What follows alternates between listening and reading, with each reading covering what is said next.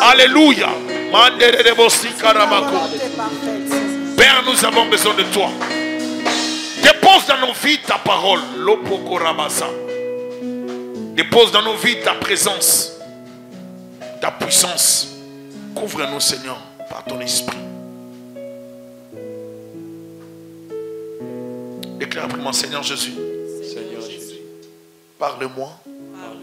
Dépose ta parole dans ma vie. Touche-moi. Communique-moi la vie. Pendant ces temps. Au nom de Jésus-Christ. Nous acclamons Jésus-Christ. Nous acclamons Jésus-Christ. Passage dans Matthieu chapitre 4, premier verset. Je te donnerai toutes ces choses si tu te prosternes et m'adores. Alors Jésus fut amené par l'Esprit dans le désert pour être tenté par le diable. Après avoir jeûné 40 jours et 40 nuits, il eut faim. Le tentateur s'étant approché lui dit, si tu es fils de Dieu, ordonne que ces pierres deviennent de pain. Jésus répondit, il est écrit, l'homme ne vivra pas de pain seulement, mais de toute parole qui sort de la bouche de Dieu. Le diable les transporta dans la ville sainte, le plaça sur le haut du temple et lui dit, si tu es fils de Dieu, si tu es fils de Dieu, jette-toi en bas, car il est écrit, il donnera des ordres à ses anges à ton sujet. Ils te porteront sur les mains, de peur que ton pied ne heurte contre une pierre. Jésus lui dit, il est aussi écrit, tu ne tenteras point le Seigneur ton Dieu. Le diable le transporta encore sur une montagne très élevée. Il montra tous les royaumes du monde et leur gloire. Et lui dit, je te donnerai toutes ces choses si tu te prosternes et m'adores.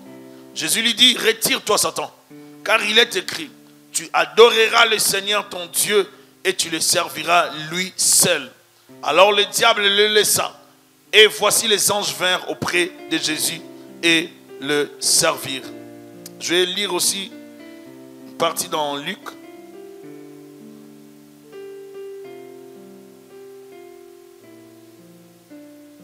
Verset 3, la Bible dit, le diable lui dit, si tu es fils de Dieu, ordonne à cette pierre qu'elle devienne du pain. Jésus lui répondit, il est écrit, l'homme ne vivra pas de pain seulement. Le diable l'ayant élevé, lui montra en un instant tout le royaume de la terre. Et lui dit, je te donnerai toute cette puissance et la gloire de ces royaumes, car elle m'a été donnée et je la donne à qui je veux. J'aimerais que tu gardes cette pensée. Verset 6, je te donnerai toute cette puissance et la gloire de ces royaumes, car elle m'a été donnée et je la donne à qui je veux. Si donc tu m'adores, elle sera toute à toi. Jésus lui répondit, il est écrit, tu adoreras le Seigneur ton Dieu et tu le serviras lui seul. Le diable le conduisit encore à Jérusalem, le plaça sur le haut du temple et lui dit, si tu es fils de Dieu, jette-toi d'ici en bas, car il est écrit, il donnera des ordres à ses anges à ton sujet, afin qu'ils te gardent. Et ils te porteront sur les mains, de peur que ton pied ne heurte contre une pierre. Jésus lui répondit, il est dit, tu ne tenteras point le Seigneur ton Dieu. Après l'avoir tenté de toutes ses manières, le diable s'éloigna de lui jusqu'à un moment favorable. Il n'a pas déclaré la fin de la guerre. Amen. L'onction ou la puissance de Dieu n'est pas donnée pour être utilisée comme la magie. Lorsque Dieu oint les gens ou donne l'onction, la puissance de Dieu ne vient pas pour être utilisée comme selon la volonté humaine. On n'utilise pas la puissance de Dieu pour satisfaire notre ego. La puissance de Dieu n'est pas donnée pour ça. La puissance de Dieu sert toujours à l'intérêt du royaume, sert toujours à l'intérêt de Dieu et dans la volonté de Dieu. Le diable, dans la tentation, a proposé à Jésus-Christ d'utiliser la puissance de Dieu hors la volonté de Dieu pour prouver qu'il était le Fils de Dieu, alors qu'il le savait. Il a voulu, n'est-ce pas, pousser Jésus-Christ à utiliser la puissance hors la volonté de Dieu et à faire des choses comme un magicien. La puissance de Dieu ne s'utilise pas comme la magie. La magie, c'est pour épater les gens. La magie, c'est pour séduire les gens. Dieu n'a pas besoin de te convaincre de la sorte. Dieu est Dieu, il n'a pas besoin de faire des efforts pour cela. Toute chose découle de lui. C'est lui l'auteur de toutes choses. Il n'a pas besoin de faire des incantations ou des tracasseries pour, n'est-ce pas, prouver à tout prix qu'il est Dieu. Dieu ne vient pas de manière à frapper les regards. Dieu vient la plupart des temps dans la simplicité, mais pourtant c'est lui le créateur. Jésus-Christ est venu dans le monde dans toute la simplicité possible. Pourtant c'était lui la parole faite chair. C'est lui la parole, c'est lui Dieu parmi les hommes. Et il vient, il se laisse tenter. Le diable les tente. Il veut les pousser, mais il résiste à la tentation. Pourquoi? Parce qu'il nous donnait aussi, nous, chrétiens, l'enseignement de résister à chaque fois que nous serons tentés. J'aimerais vous dire, après ces 4 jours d'enseignement, vous devez en sortir fortifié. Vous devez développer la résistance spirituelle.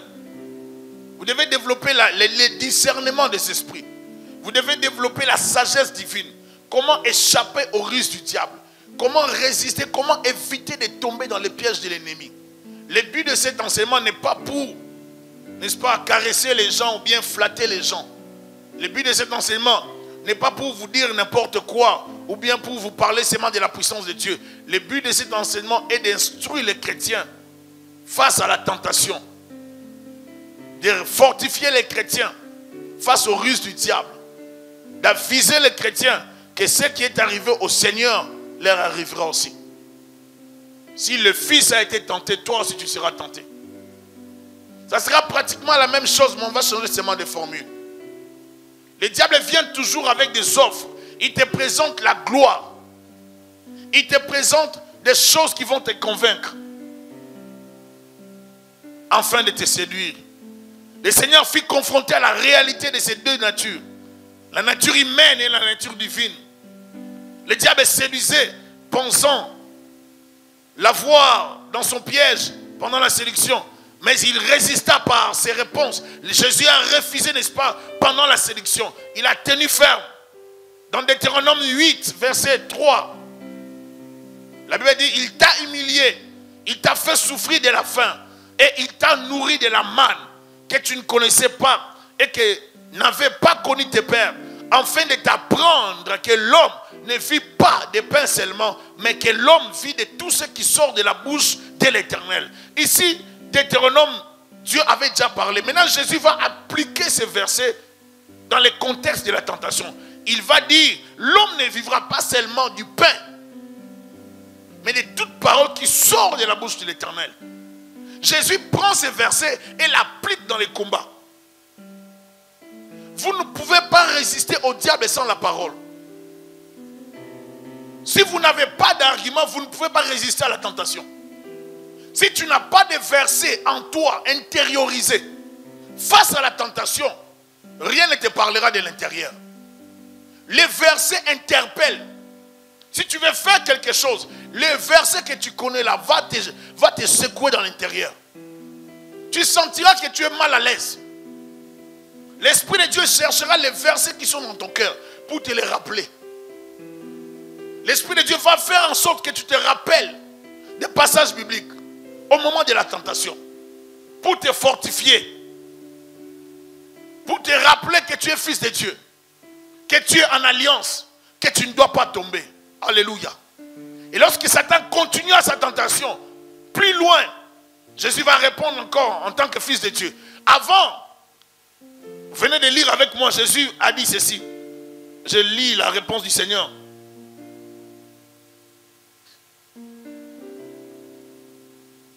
Verset 4, dans Luc. L'homme ne vivra pas seulement de pain. Il ne vivra pas de pain seulement.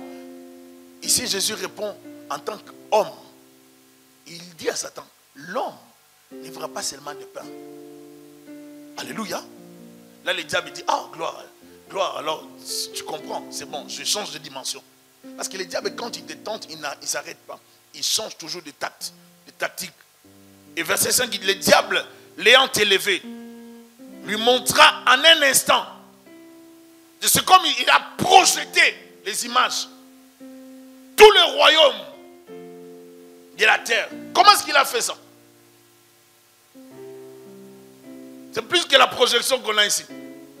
Il lui présente tout le royaume de la terre. Il dit, Jésus, tu veux la gloire, tu auras tout ça. Mais juste soumets-toi à moi. Il lui présente toutes ces choses. Maintenant Jésus dit, ici la dimension n'est plus seulement la dimension humaine, je dois riposter. Alléluia. Écoutez la réponse du Seigneur.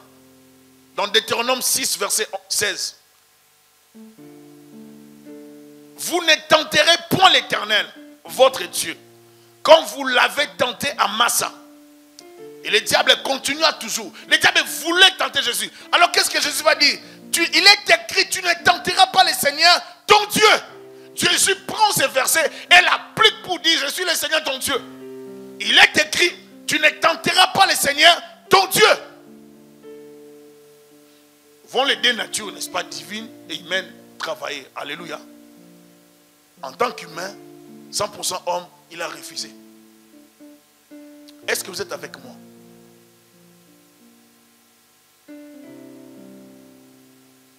Le diable ne va pas s'arrêter. Il va continuer. Il dit, je te donnerai toute cette puissance et la gloire de ce royaume, car elle m'a été donnée. Si donc tu m'adores, il veut seulement qu'on puisse l'adorer. Si donc Jésus, tu m'adores, elle sera toute à toi. Donc il veut seulement que Jésus l'adore. C'est la seule chose qu'il demande. Ça paraît simple, mais ça a des conséquences terribles. Tout ce que le diable demande, des fois ça paraît simple, donne seulement ta main. On ne va rien faire, donne seulement. Dès que tu donnes ta main, les conséquences vont descendre dans ta famille, dans ta vie, la vie de tes enfants, dans la vie des enfants de tes enfants. Ça va continuer jusqu'à ce que viendra quelqu'un qui va arrêter cela. Un Gédéon peut-être. Jésus lui répondit, il est écrit, tu adoreras le Seigneur ton Dieu et tu le serviras lui seul. Jésus va refuser encore ici. Alléluia. Pendant qu'il tente Jésus-Christ, Jésus lui dit, tu adoreras. Deutéronome 6, 13 à 14. Tu craindras l'Éternel ton Dieu, tu le serviras et tu jureras par son nom. Vous n'irez point après d'autres dieux, d'entre les dieux des peuples qui sont autour de vous. C'est à lui seul que tu donneras l'adoration, pas d'autres divinités. Alléluia. Il est en train de lui dire, je ne peux pas te donner la gloire. Je ne peux pas t'adorer. Ma soeur, mon frère, j'aimerais dire ceci. Le diable viendra de plusieurs manières pour nous avoir. Ne cédons pas. Ne cédons pas, j'ai dit. Tel qu'il a fait avec le Seigneur, il n'a pas arrêté, il a continué. Il a tout fait pour l'avoir.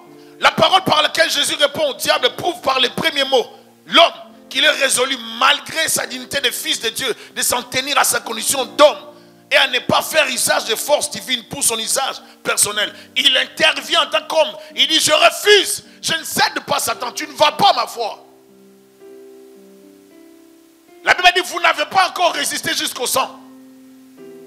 Dans la résistance, il faut savoir qu'il y a l'attraction. Tu résistes, il y a l'attraction, n'est-ce pas? Comme je l'ai dit, dans la tentation, il y a toujours l'attraction. La tentation va vous attirer. Parce que si dans une tentation, tu n'es pas attiré, c'est que ce n'est pas une tentation. Si tu as déjà mangé, on vient de tenter avec la nourriture, tu es vraiment rempli. Est-ce que c'est une tentation? Non. Mais non, ça ne marchera pas. La tentation, c'est lorsque tu es dans le besoin de la chose. C'est là que le diable te donne. Il ne vient pas n'importe comment. Il sait quand est-ce qu'il faut tenter la personne. Quand est-ce qu'il faut frapper. Il ne viendra pas à tout moment. Alléluia. Le diable vient seulement au moment où il y a les besoins. Et c'est là qu'il vient pour frapper. La tentation de la croix. Jésus à la croix, les gens commençaient à dire, si tu es le Fils de Dieu, sauve-toi toi-même. C'est la même voix qui tentera Jésus sur la croix. Ça ne sera plus alors la faim qui fera bourdonner ses oreilles, mais les clous qui vont déchirer sa chair. Et non, à nouveau, il va entendre cette voix. S'il est le Christ, le Fils de Dieu, qui se sauve lui-même, les gens vont commencer à se dire, il se dit, mais je suis le Fils de Dieu. Ils avaient entendu, ou j'avais entendu cette voix. Jean-Baptiste l'a entendu le jour du baptême. Dans Luc 3, Luc 4, le diable les tente. Si tu es le Fils de Dieu, à la croix, on lui dit la même chose. Dois-je prouver ma puissance ou dois-je me retenir? Il se retient. Parce que la demande des gens, c'était une tentation toujours. Le diable passera par tout le monde pour te tenter. Si le diable veut ta foi, il passera par des gens qui sont autour de toi pour te pousser dans l'erreur. Est-ce que je me fais comprendre? Le diable peut passer par n'importe qui pour te séduire. Et la séduction dont je parle, ce n'est pas seulement la séduction des femmes ou des hommes. La séduction, c'est tomber dans le péché sous toutes ses formes. De l'occultisme, des fétiches, le péché de maman, l'argent. Il y a toutes sortes de séductions. Et le diable ne lâche pas. Il veut à tout prix te sortir de la voie de Dieu. Et qu'est-ce qu'il va faire? Il va travailler. Dans Jean chapitre 6. Dans Jean chapitre 6, verset 26. Jean 6, 26, la Bible dit, Jésus leur répondit, en vérité, je vous l'ai dit, vous me cherchez, non parce que vous avez vu des miracles, mais parce que vous avez mangé de pain et que vous avez été rassasiés. Travaillez non pour la nourriture qui périt, mais pour celle qui subsiste pour la vie éternelle. Et que le Fils de l'homme vous donnera. Car c'est lui que le Père, que Dieu lui-même a marqué de son sceau. Il lui dit, que devons-nous faire pour accomplir les œuvres de Dieu? Jésus leur répondit, l'œuvre de Dieu, c'est que vous croyez en celui qui l'a envoyé. Je vais sauter au verset 32, au verset 31. Nos pères ont mangé la manne dans le désert, selon ce qui est écrit. Il leur donna le pain du ciel à manger. 32. Jésus leur dit, en vérité, je vous l'ai dit, Moïse ne vous a pas donné du pain du ciel, mais mon Père vous donne le vrai pain du ciel. Car le pain de Dieu, c'est celui qui descend du ciel et qui donne la vie au monde. Ils lui dirent, Seigneur, donne-nous toujours ce pain. Jésus leur dit, je suis le pain de vie. Celui qui vient à moi n'aura jamais faim. Et celui qui croit en moi n'aura jamais soif. Pendant que le diable lui proposait de changer les pierres en pain, lui, il était lui-même le pain. Alléluia. Il était lui-même le pain de vie. Mais je vous l'ai dit, vous m'avez vu et vous ne me croyez pas. Tous ceux que le Père me donne viendront à moi. Et je ne mettrai pas dehors celui qui vient à moi. Car je suis descendu du ciel pour faire non pas ma volonté, mais la volonté de celui qui m'a envoyé. Or, la volonté de celui qui m'a envoyé, c'est que je ne perde aucun de tout ce qu'il m'a donné, mais que je le ressuscite au dernier jour. Verset 41. Les Juifs murmuraient à son sujet parce qu'il avait dit, je suis le pain qui est descendu du ciel. Et il disait, n'est-ce pas là, écoutez, n'est-ce pas là Jésus, le fils de Joseph, celui dont nous connaissons le père et la mère? Comment donc dit-il, je suis descendu du ciel? Jésus leur répondit, ne murmurez pas entre vous. Nul ne peut venir à moi si le Père qui m'a envoyé ne l'attire, et je le ressusciterai au dernier jour. Il est écrit dans les prophètes, ils seront tous enseignés de Dieu, ainsi quiconque a entendu le Père et a reçu son enseignement vient à moi. C'est que nul n'a vu le Père, sinon celui qui vient de Dieu, celui qui a vu le Père.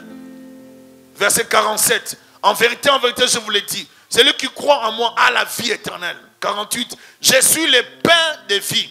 Vos pères ont mangé la manne dans le désert, ils sont morts. C'est ici le pain qui descend du ciel, afin que celui qui en mange ne meure point.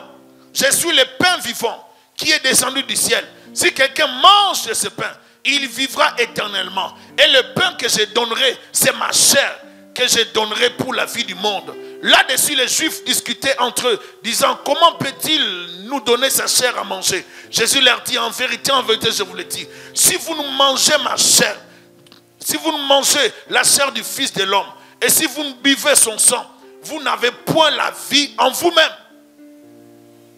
Alléluia. Celui qui mange ma chair et qui boit mon sang a la vie éternelle, et je le ressusciterai au dernier jour. Car ma chair est vraiment une nourriture, et mon sang vraiment un breuvage. Ma sœur, mon frère, dans les domaines spirituels, lorsqu'on te donne à manger quelque chose, même un bonbon, même un biscuit, si le biscuit est travaillé, tu auras ce qu'on a communiqué dans les biscuits. Les biscuits, c'est juste un élément conducteur, n'est-ce pas, d'une puissance maléfique. Le Seigneur nous dit dans les Écritures qu'il faut prendre sa chair, qu'il faut boire son sang. Et celui qui participe ainsi à la table du Seigneur reçoit la vie. Il ressuscitera. Il reviendra à la vie. Mais il dit, vous aurez ma vie en vous. J'aimerais dire aujourd'hui à l'église, il y a une force qu'il ne faut pas négliger dans la Sainte Seine.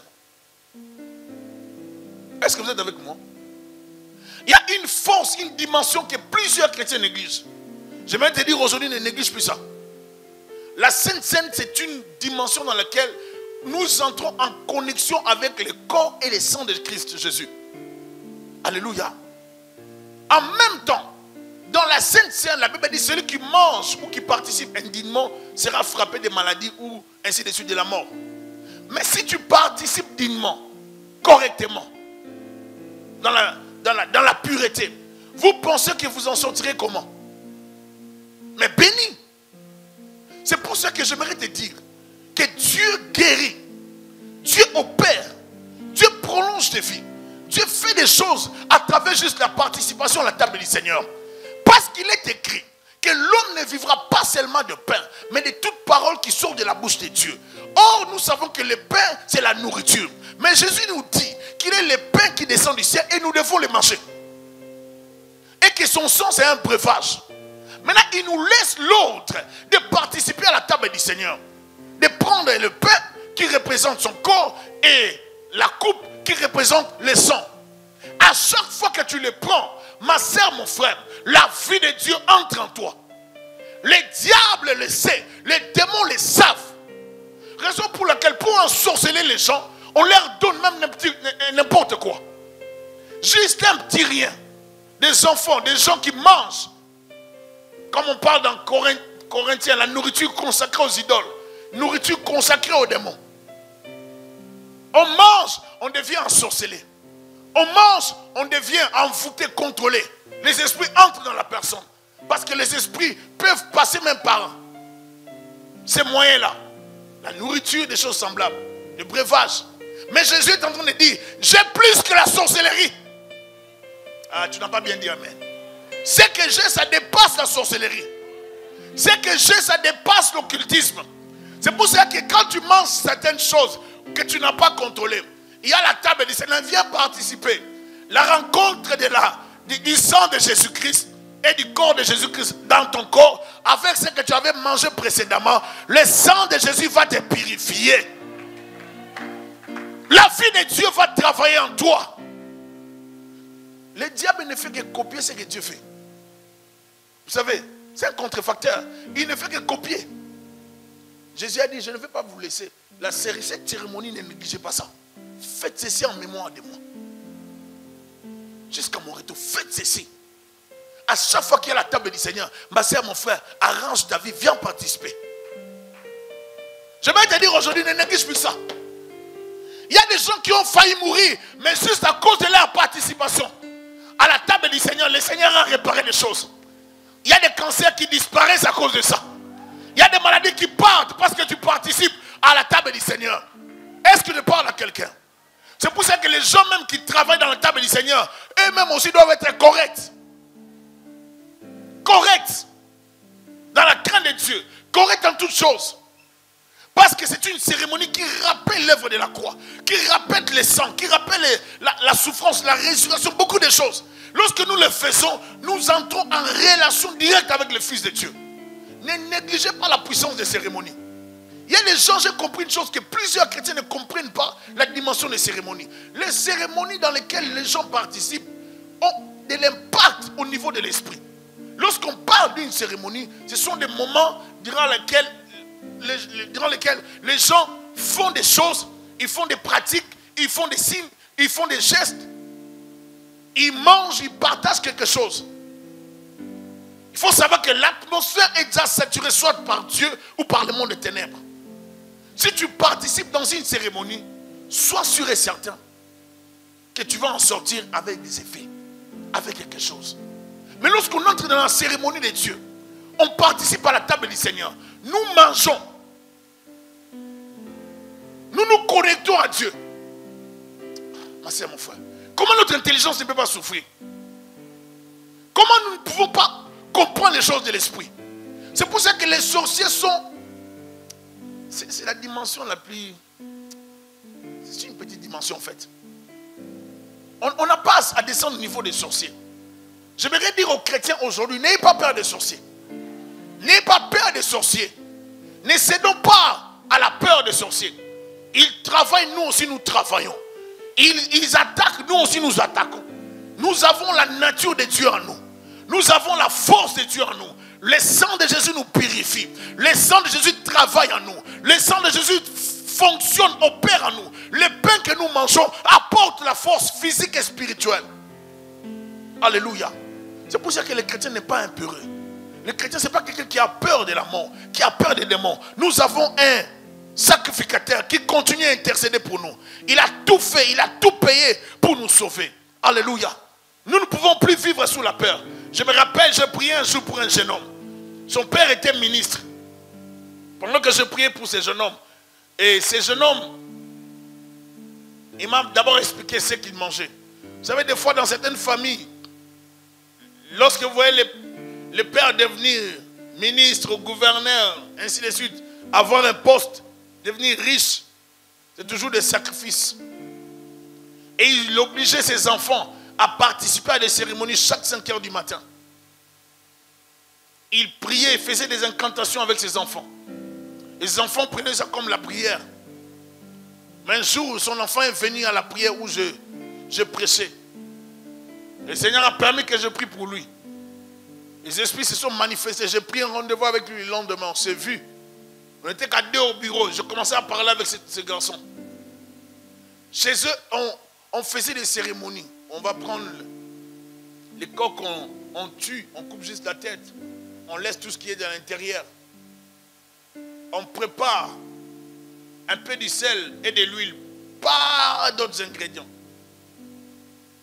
Et on les oblige à manger ça comme ça. Il dit, pasteur, on mangeait ça comme ça. Tu n'as pas le choix. Papa vérifie que tu aies mangé ça.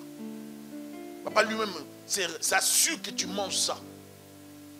Maintenant, dès que les enfants mangent, lui, il a le pouvoir de les contrôler. Il utilise l'étoile des enfants pour avoir l'argent.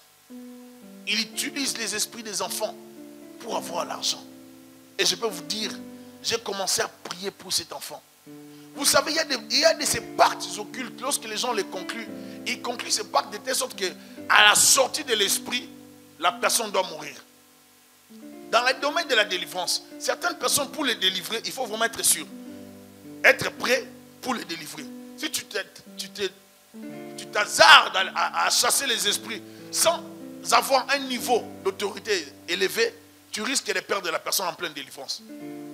J'ai commencé à prier pour le gars. Il était presque mort. Il ne revenait plus.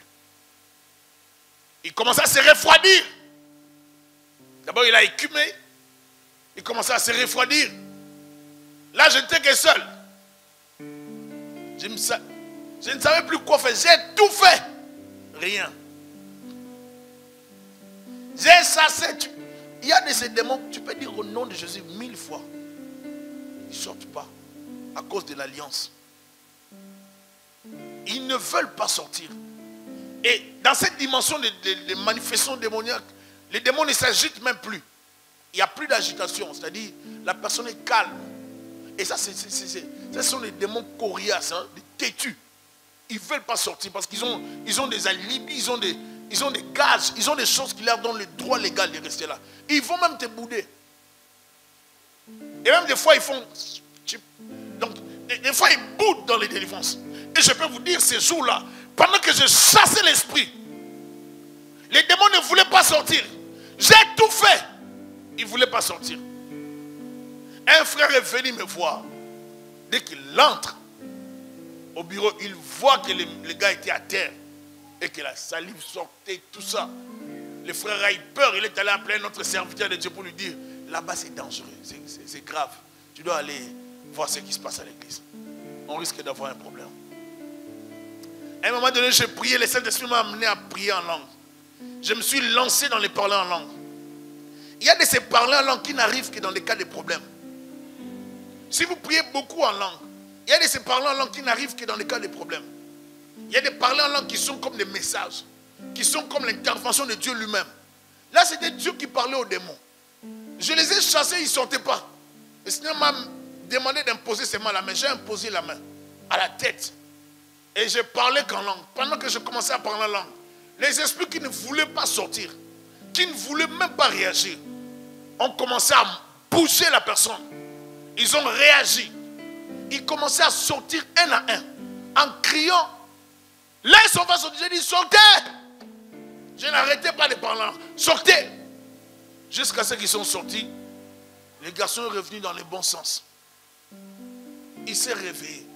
Il m'a donné beaucoup plus de détails pour vous dire, bien aimé, ma soeur, mon frère, le diable travaille dans nos familles. Mais lorsqu'on voyait cette famille, on pouvait dire, waouh, les enfants du ministre tel, les enfants de tel homme riche. Son père a eu le pacte avec le diable. Il a signé le pacte. Et le diable lui a dit, si tu te prosternes et m'adores, je te donnerai toute cette gloire. Il a donné la gloire aux parents. Il a donné la gloire à un homme qui vient de famille, un grand cousin, grand frère, membre de la famille, riche, mais une richesse bâtie sur l'occultisme. Dans certaines parcelles, familles, dans les parcelles, on a enterré des marmites. On a enterré des marmites. Donc vous vous promenez sur votre parcelle, vous ne savez pas qu'il y a des marmites dedans. Dans certaines parcelles, on a enterré des idoles, des statues. Il y a là, dès que vous entrez, oh quelle pelouse, quelle décoration. La décoration, oui, mais en bas là, sous la terre, il y a des choses. Ma soeur, mon frère, n'enviez pas les gens. N'enviez pas. Tout ce qui brille n'est pas de l'or. Je vous ai donné l'exemple, on allait souvent nager chez des amis. Une famille riche, travaille proche du deuxième président, je crois, du pays. Et on allait souvent, comme on étudiait dans la même école. Quand je dis riche, riche, de telle sorte que dès que vous entrez dans la parcelle, la maison est tellement éloignée de l'entrée. Il faut aller en voiture pour arriver là-bas. Vous descendez encore plus loin la piscine. Très grande piscine. Mais ne sifflez pas. N'ose pas siffler. Si tu oses siffler, ils vont dire, non, non, non, non. Papa ne fait pas, c'est prohibé ici, c'est interdit. Ça attire des esprits. J'ai dit, comment ça? C'est ce que notre Père nous a dit. On ne peut pas, on n'a pas le droit de siffler ici. Même nos amis. Et dans la parcelle, beaucoup de fleurs. Des jardins bien arrangés. Mais derrière les jardins, les formules sataniques. Derrière les jardins, les fétiches. Je me rappelle encore, il y avait une autre maison en Afrique, avec des jardins bien arrangés, mais des jardins avec des symboles occultes. Bien taillés avec des symboles. On a taillé les fleurs, mais avec des symboles. Sous forme de symboles. Dès que vous entrez, vous dites, waouh, c'est beau, oui. Mais la nuit ici c'est l'aéroport. Ici c'est l'aéroport, c'est un cimetière ici. Ici on enterre des gens. Pour satisfaire plusieurs personnes et pour garder la popularité et son influence sur les gens, les hommes font tout ce qu'ils peuvent pour combler les vies de Dieu par autre chose. L'absence de Moïse poussa les enfants d'Israël à réclamer un veau d'or. afin de l'adorer. Le veau d'or égale à une solution sans Dieu. Le veau d'or est l'amour du monde, du matérialisme. Plusieurs ministères fonctionnent avec l'esprit de veau d'or. C'est-à-dire qu'ils donnent au peuple de Dieu ce qu'il demande, même si ça n'a rien à voir avec la volonté de Dieu.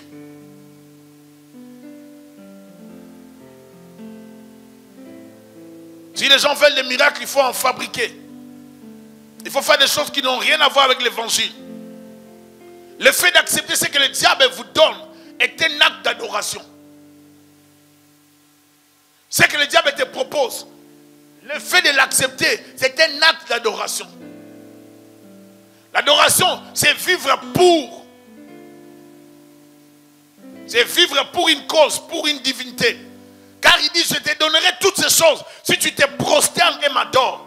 Si tu te prosternes et adores le diable, tu es condamné d'avance. À cause des biens de ce monde, l'homme est prêt à faire n'importe quoi pour sa jouissance charnelle. Il y a des gens qui sont morts aujourd'hui, des jeunes, à cause des contrats, à cause des pactes. Ils commencent la vie rapidement avec beaucoup d'argent. Et tout le monde les acclame. Ah, lui, il a étudié. Ça n'a rien à voir. Aujourd'hui, dans la société d'aujourd'hui, tous ceux qui ont l'argent, ça n'a rien à voir avec les études. Ce n'est plus une question d'études. C'est une question de fraternité. Appartenir dans des fraternités, dans des loges. Si tu es dans une fraternité, c'est la fraternité qui s'assure que tu es du travail. Est-ce que vous me comprenez? C'est-à-dire, c'est votre loge qui s'assure que tu es du travail. Aujourd'hui, je vous informe que dans les universités, plusieurs jeunes qui étudient ont déjà touché à l'occultisme. J'ai parlé un jour avec des jeunes. Un premier me disait, on nous a sollicité à l'université pour participer à des cours. On nous explique l'intelligence qui vient au-delà de l'intelligence normale. On peut consulter George Washington. On peut consulter pas mal de gens qui sont déjà morts, mais des Einstein, toutes ces personnes. On a la possibilité d'en... Et puis, c'est ramené comme si c'est la science. On amène ça comme on présente ça proprement. On explique que vous pouvez avoir des formules que d'autres ont utilisées dans le passé. C'est pour ça que vous allez voir certaines personnes, l'athéisme que vous voyez chez certaines personnes, ça révèle leur participation dans des loges occultes. Il y a des gens qui vous voyez athées, qui refusent, qui ne... Comment toi, un être normal que Dieu a créé, tu dois t'opposer tellement à Dieu avec véhémence. Tu ne veux même pas entendre parler de la Bible. C'est pas normal. Comment toi, un humain créé par Dieu, même s'il y a l'envoûtement, mais tu ne peux pas détester Dieu jusqu'à un certain niveau. Mais quand vous voyez quelqu'un bouder les choses de Dieu, ne même pas supporter les choses de Dieu, il y a probabilité que cette personne ait touché ou soit ses parents. Ce n'est pas normal qu'on puisse refuser Dieu jusqu'à un niveau très élevé et se déclarer être athée. Les gens qui ont tué Jésus-Christ ont demandé que son sang retombe sur nous et sur nos enfants.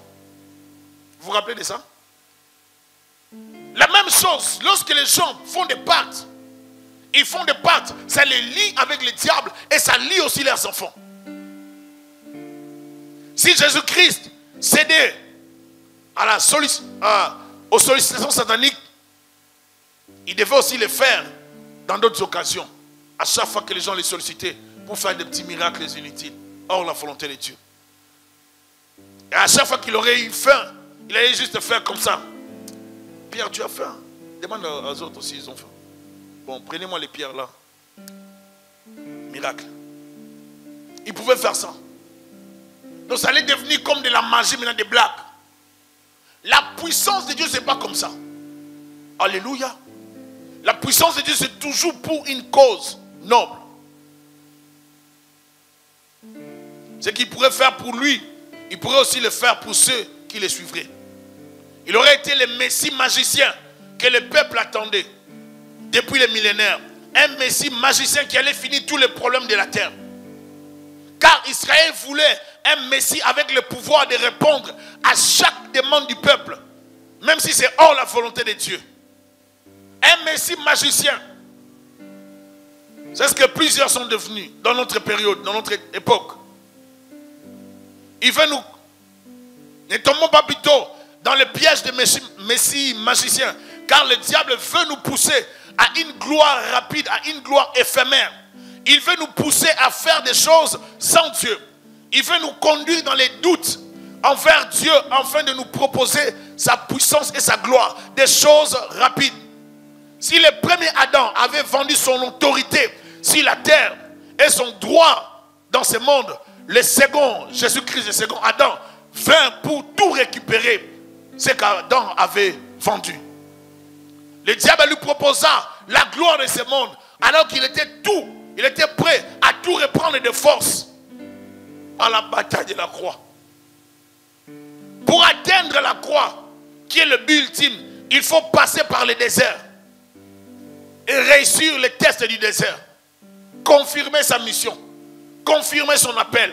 La croix ne vient pas pour remplir une formalité spirituelle. La croix, c'était l'objectif pour lequel Christ était venu sur la terre. Il devait atteindre l'objectif qui était la croix. Mais avant la croix, il y a eu des tentations, des épreuves. Vous devez réussir dans l'épreuve du désert. Vous devez réussir dans les épreuves de la vie. Le Seigneur nous attend à la résistance. L'heure n'est pas à céder.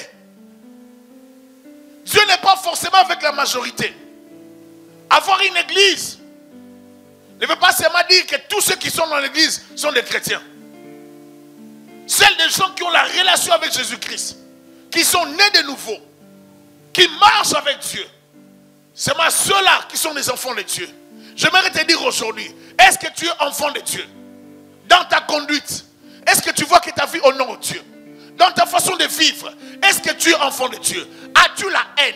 As-tu la jalousie? As-tu des choses qui donnent gloire à Satan?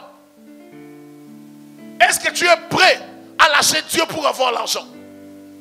Normalement, un enfant de Dieu doit tout faire, même lorsqu'il cherche le travail, pour avoir le temps pour le Seigneur.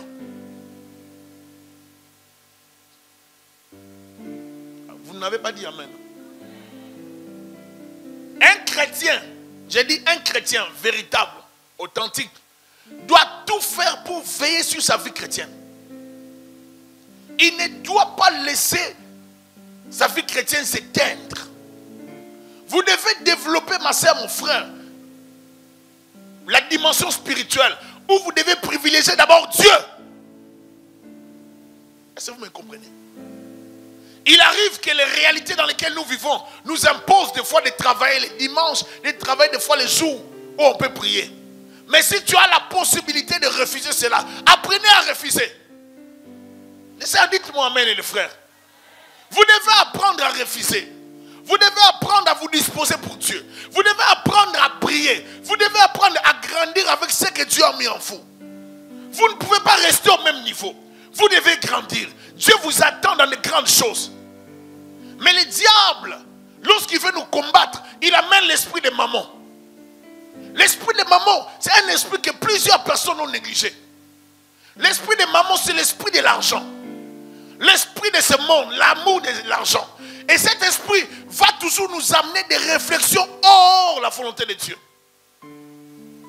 La Bible dit cherchez premièrement le royaume des cieux.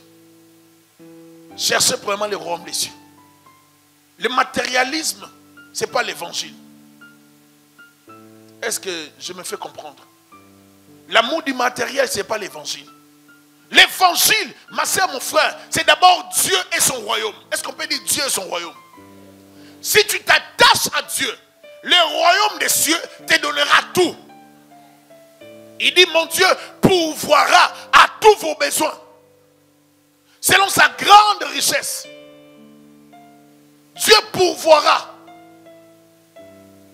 L'évangile, c'est d'abord Dieu. L'évangile, ce n'est pas le matériel. Aujourd'hui, nous sommes lancés dans le matériel. Pasteurs comme serviteurs dans les églises, matériel d'abord. Et les chrétiens sont perdus. Parce qu'il n'y a plus de modèle correct. Nous avons cédé à la séduction du diable. Hier, on condamnait les péchés à cause de l'argent. Certains hommes de Dieu qui nous ont prêché l'évangile, condamnant les péchés, commencent à défendre les péchés. Avec des arguments terribles. Ça décourage même.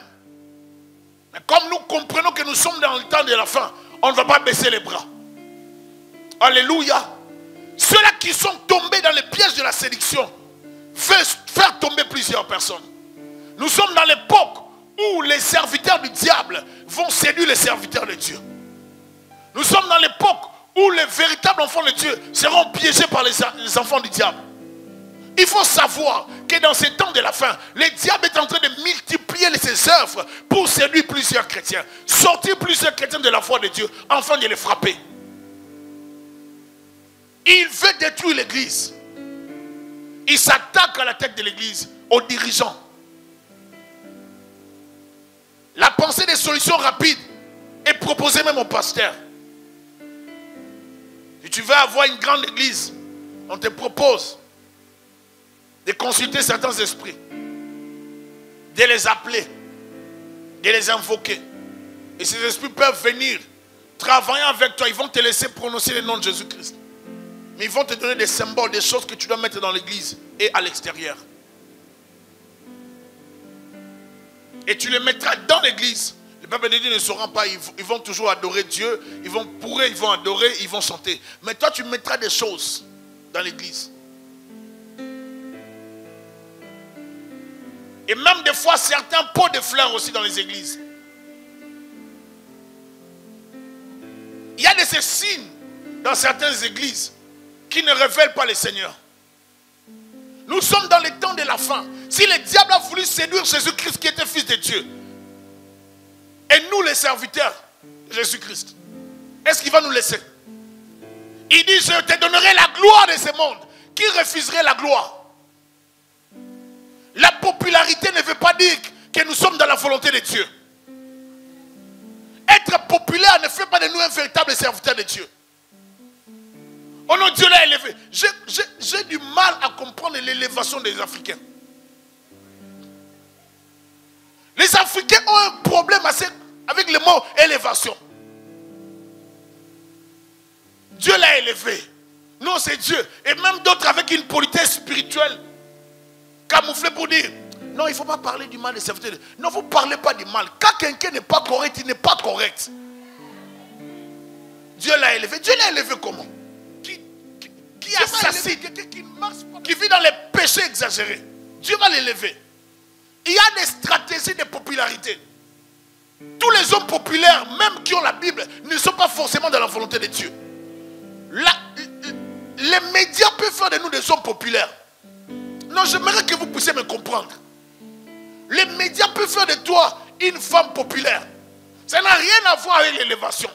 L'élévation, c'est lorsque Dieu t'approuve. L'élévation, ce n'est pas être connu par les médias. L'élévation, c'est Dieu qui t'approuve. C'est Dieu qui va dire, aujourd'hui, je commencerai à t'élever devant mon peuple. Lorsqu'il avait déclaré à Josué, ça c'est l'élévation.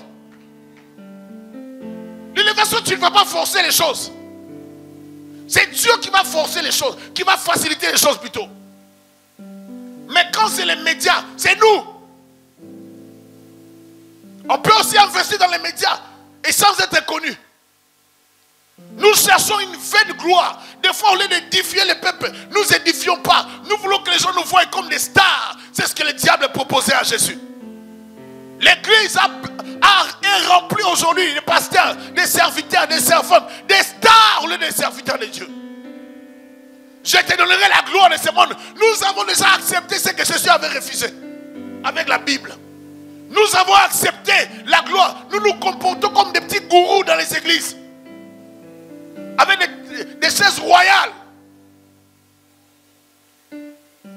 On a changé toutes ces choses. C'est que Jésus a refusé. Nous les hommes de Dieu, nous avons accepté cela. Nous l'avons adopté. Ah, mais comme Jésus a refusé, avec Dieu ça vient toujours comme j'ai dit hier dans les escaliers. Mais avec les diables c'est rapide dans l'ascenseur. Non, on a pris rapidement. Raison pour laquelle plusieurs aussi meurent avant les temps.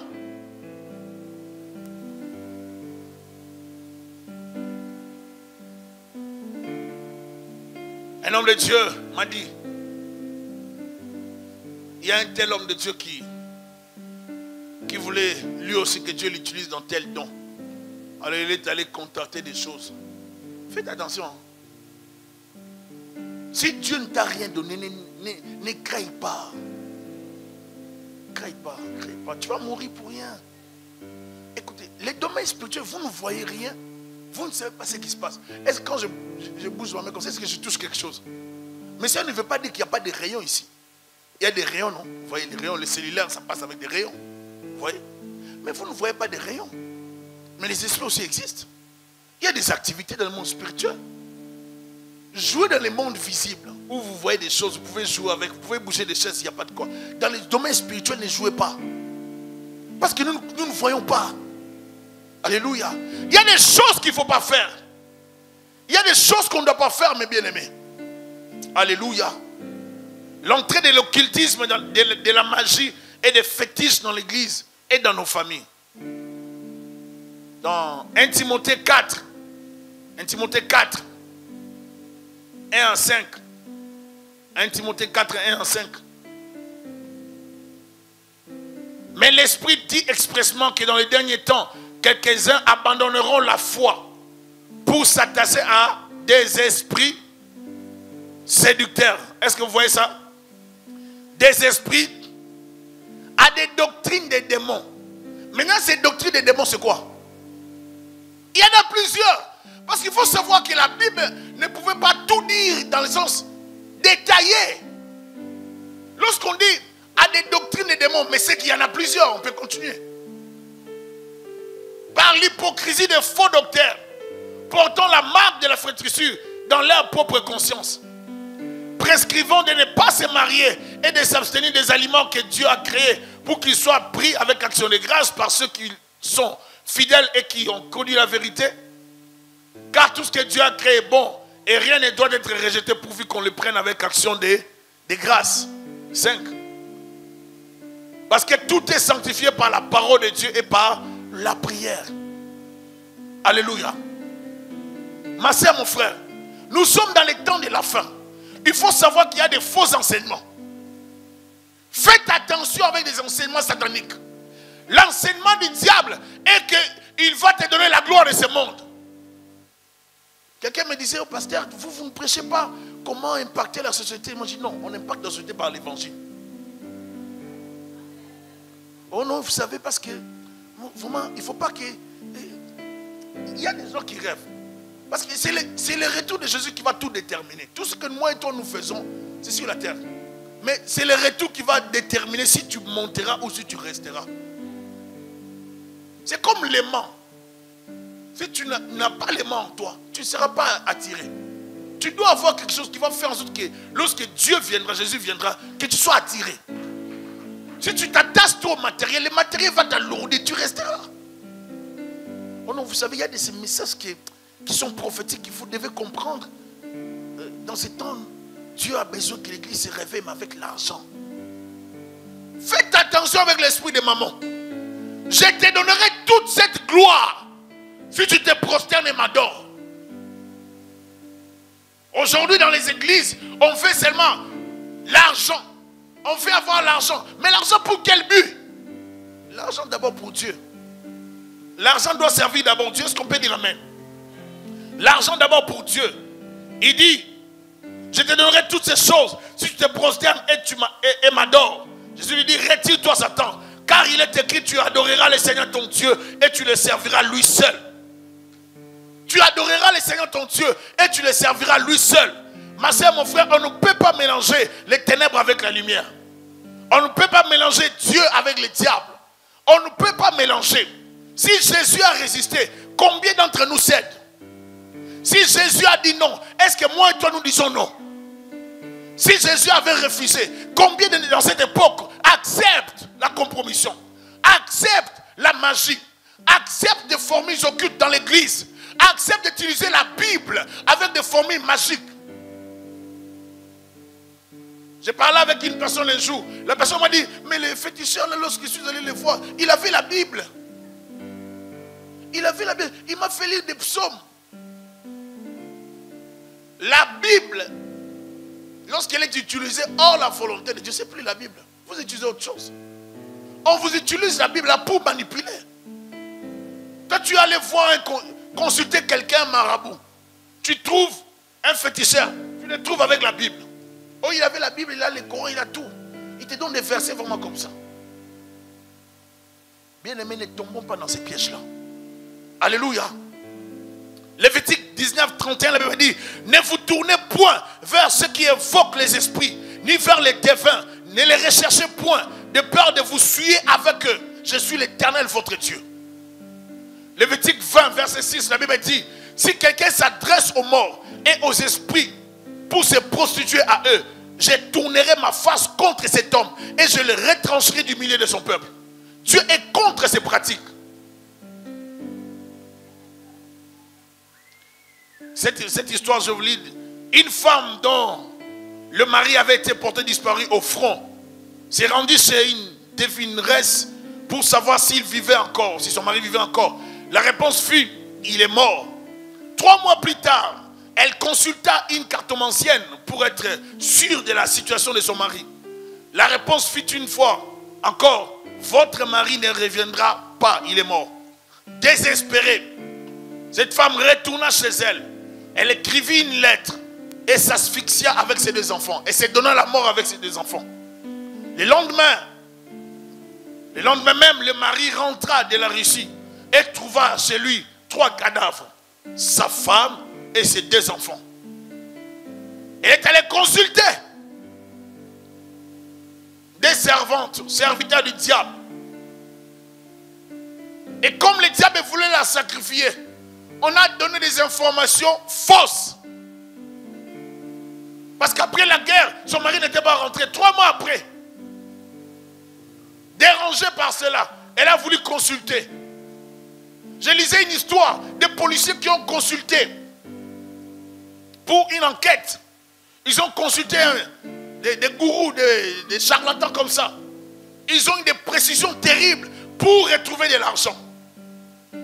Mais lorsqu'ils ont retrouvé de l'argent qui était volé, ils se sont repentis. Ils ont dit, oh, s'il faut refaire cette expérience, ça ne reviendra plus jamais. Mieux valait pour nous de ne pas consulter ces voyants que de les consulter. On a récupéré l'argent, mais nous vivons des scènes bizarres dans nos vies. À chaque fois que vous êtes en contact avec le diable, vous ouvrez des portes.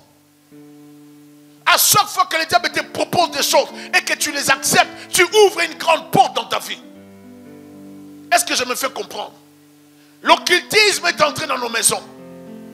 Ésaïe 8, verset 19, la Bible dit, si l'on vous dit, consultez ceux qui évoquent les morts et ceux qui prédisent l'avenir, qui poussent des sifflements et des soupirs, répondez, un peuple ne consultera-t-il pas son Dieu? S'adressera-t-il aux morts en faveur des vivants? Confiez-vous à l'Éternel et non à l'occultisme. Confiez-vous à l'Éternel et non aux féticheurs. Ne consultez pas ces genres de personnes. Je me rappelle un jour, j'ai parlé avec des gens qui venaient dans l'église. Mais lorsqu'ils ont eu des problèmes, ils sont allés consulter. À l'époque, il y avait TQS. Ils ont appelé TQS pour consulter les voyantes au téléphone. Bien aimé. Et quand on vient à l'église, on ne veut même pas entendre ce qu'on demande. Toi, tu es à l'église, mais tu consultes. Il y a un jour des gens qui se sont disputés, des chrétiens.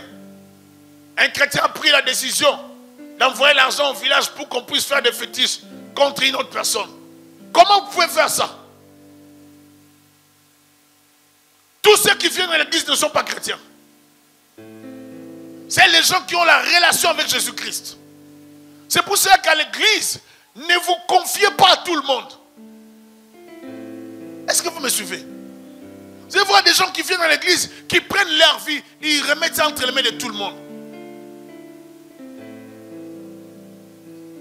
Après demain tu viens, tu commences à pleurer. Tu ne peux pas prendre ta vie, tu prends ta vie, tu remets ça entre les mains. Toi, conseille-moi, tu ne connais pas l'esprit de la personne. Tout le monde ne peut pas te conseiller à l'église. Il y a des gens qui peuvent conseiller. Il y a des gens qui ont la sagesse, qui peuvent le faire. Mais ne vous confiez pas auprès de tout le monde. Alléluia. Il y a des gens qui n'ont pas de secrets. Ils veulent se confier à tout le monde. Tu te confies à frère Claude. Tu te confies au frère Serge, tu te confies à Raven, tu te confies au frère Ali, tu te confies à tout le monde. Même si tu risques de prendre le même stylo pour te confier. Il ne faut pas se confier à tout le monde. À un moment donné, il faut se retenir. Il ne faut pas prendre les petits enfants. C'est-à-dire, si tu as des problèmes, tu ne peux pas te confier à tout le monde. Certains problèmes, ce sont des combats spirituels. Ça prend des hommes et des femmes qui ont l'esprit. Est-ce que vous savez que lorsque vous vous disposez seulement à écouter l'histoire d'une personne qui a beaucoup de problèmes, vous êtes attaqué? Est-ce que vous le saviez? Non, je vous informe aujourd'hui. Si tu ne savais pas, je t'informe aujourd'hui. Le fait seulement de te disposer pour commencer à écouter une personne qui a beaucoup de problèmes spirituels et de combats, les esprits vont s'acharner contre toi. Parce qu'ils vont trouver que tu veux aider. Dès que tu as l'intention de porter de l'aide dans la vie d'une personne, le diable t'attaque. Il va t'attaquer pour que tu arrêtes ce que tu es en train de faire. Le diable est dans les détails, dans beaucoup de choses. Et c'est nous les chrétiens qui ne comprenons pas que le diable travaille. Un Américain a écrit un livre pour expliquer que l'occultisme contrôle beaucoup de choses. Et que le diable est dans les détails, dans plusieurs activités, dans les écoles, dans les églises, dans les travaux, partout dans le public. De telle sorte que les chrétiens sont exclus même de certains endroits. Parce que le diable s'infiltre et s'enracine. Il prend des positions pour contrôler les mondes. L'occultisme dans la politique. 1 Samuel 28, verset 8. Qu'est-ce que la Bible dit? Alors Saül se déguisa et prit d'autres vêtements. Et il partit avec 2 hommes. Ils arrivèrent de nuit chez la femme. Saül lui dit, prédis-moi l'avenir en invoquant un mort. Et fais-moi monter celui que je te dirai. Ça, c'est l'occultisme dans la politique. Le diable a proposé à Jésus-Christ une position politique. Il lui a dit, je te donnerai le royaume. Il veut qu'il soit le roi, qu'il trône pour lui. À un moment donné, les apôtres et les disciples de Jésus vont poser des questions à Jésus. Es-tu celui qui doit venir pour nous délivrer des Romains? Parce qu'ils étaient sous la domination romaine. Et Jésus vivait tous les jours la pression de devenir roi. Lorsqu'on va le crucifier, on va écrire, qu'est-ce qu'on va écrire au-dessus de sa tête? Le roi des Juifs. Et lui, il va dire, mon royaume n'est pas de ce monde. Et l'accusation qu'ils ont fondée, parce qu'il a dit qu'il est le roi, donc il veut évincer, il veut créer la rébellion. Il veut créer comme la rébellion ou la révolte de Maccabée. C'était passé à l'époque. Alors lui aussi, il veut créer son mouvement. D'où il faut le tuer. Plusieurs qui arrivent dans la politique, c'est 100%, 99% je crois, sont dans les ténèbres. Le monde politique dans les ténèbres. Le diable est assis dessus. Il contrôle. 2 Rois 21, 6. Il fit passer son fils par le feu. Et il observait les nuages et les serpents pour en tirer des pronostics. Et il établit des gens qui évoquaient des esprits et qui prédisaient l'avenir. Il y a eu des rois qui ont fait des pratiques qui est mal aux yeux de l'Éternel. Le diable a proposé à Jésus de céder, n'est-ce pas, à la tentation. Il a proposé à Jésus de tomber dans son piège. Il lui a dit, si tu es fils de Dieu, jette-toi en bas, car il est écrit, il donnera des ordres à ses anges. À ton sujet, ils te porteront sur les mains. Jésus lui dit, tu ne tenteras point le Seigneur ton Dieu. Le diable les transporta sur une montagne très élevée, lui montra tout le royaume du monde. Lorsqu'on te présente la gloire, est-ce que tu ne seras pas séduit? Moi et toi, lorsqu'on nous présente l'argent, les belles voitures, Lamborghini, Infiniti, Maserati, Porsche, toutes ces choses, lorsqu'on le voit, j'aimerais voir ça. Seigneur, j'aimerais voir ça. J'ai suivi l'autre fois sur internet un monsieur brésilien qui a enterré sa voiture d'1 million. Vous avez suivi ça? d'1 million, hein, Maserati. Je sais pas. Non, c'est une Maserati, je crois. d'1 million. Vanité de vanité. Mais lui-même, il sait ce qu'il a fait pour avoir cette voiture. Vous voyez ce que les gens font? Certaines personnes ont l'argent, mais avant de mourir, ils veulent tout dépenser. Parce qu'ils savent ce que cet argent fera derrière eux. Ils jouissent de l'argent, mais après, eux, c'est les déluge. Comme un homme disait en politique. Ils savent qu'ils ont contracté avec ils ont signé des pactes avec le diable. Après moi, c'est les déluge. Ils roulent dans la gloire. Ils dorment dans la gloire. Mais après lui, c'est les déluge. Le Seigneur Jésus refusa d'avoir la gloire politique par Satan. C'est que plusieurs n'ont pas refusé dans notre temps et dans les temps passés. Pour la gloire de ce monde, plusieurs ont vendu leurs âmes et leurs familles à cause des biens matériels. Avec le diable, il n'y a rien pour rien. Si le diable te donne quelque chose, il va récupérer ça autrement. Et le Fils de Dieu refusa parce qu'il n'avait pas besoin d'une petite gloire éphémère. J'aimerais dire à quelqu'un de refuser la séduction satanique aujourd'hui. Car à quoi te sert d'avoir les biens matériels, l'argent dans ce monde et de rater le ciel? Pour la gloire de ce siècle, plusieurs des amis ont signé des pactes de nuit, des alliances sans fin. Plusieurs de notre génération. Le diable proposa à Jésus la gloire des nations. Jésus, tu deviendras une star, tu seras connu. Mais aujourd'hui, est-ce que Jésus n'est pas connu? Non, je pose la question. Est-ce que Jésus n'est pas connu? Après lui, on parle de lui. Lorsqu'on veut parler avant Jésus, on dit avant Jésus. Telle année avant Jésus. Donc on parle de lui. Il est plus élevé, plus glorieux que ce que le diable voulait lui donner. Des fois, nous sommes pressés pour tomber sur le piège du diable, tomber sur les propositions sataniques, alors que ce que Dieu a pour nous est plus glorieux. J'aimerais te dire que Dieu a des choses pour toi. Ne tombe pas dans la séduction du diable. L'argent que le diable te propose. Salomon est arrivé dans un moment de sa vie, avant de mourir. La Bible dit, son cœur ne fut plus tout entier à l'Éternel. Parce que Salomon s'entourait de jeunes filles. L'homme qui avait 1000 femmes. J'ai dit 1000. Hein?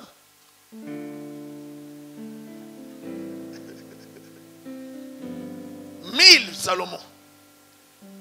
Alors maintenant, il arrive à un moment, il dit, vanité de vanité. Si tu croises quelqu'un comme Salomon qui te dit vanité de vanité, est-ce que tu ne comprends pas que lui, il a déjà expérimenté ça? Il vient te dire que vanité de vanité, laisse. Salomon l'a dit. Mais nous ne voulons pas comprendre. L'histoire de Jésus nous enseigne. Mais nous ne voulons pas voir ça. Salomon a dit vanité de... C'est-à-dire, j'ai les Éthiopiennes. J'ai des Égyptiennes. Des Irakiennes. Des Iraniennes. Toutes sortes de femmes, des Syriennes. Toutes sortes de femmes, j'en ai eu. Mais vanité de... Tout est... Lorsqu'il parle comme ça, c'est parce qu'il a expérimenté tout. Il était fatigué.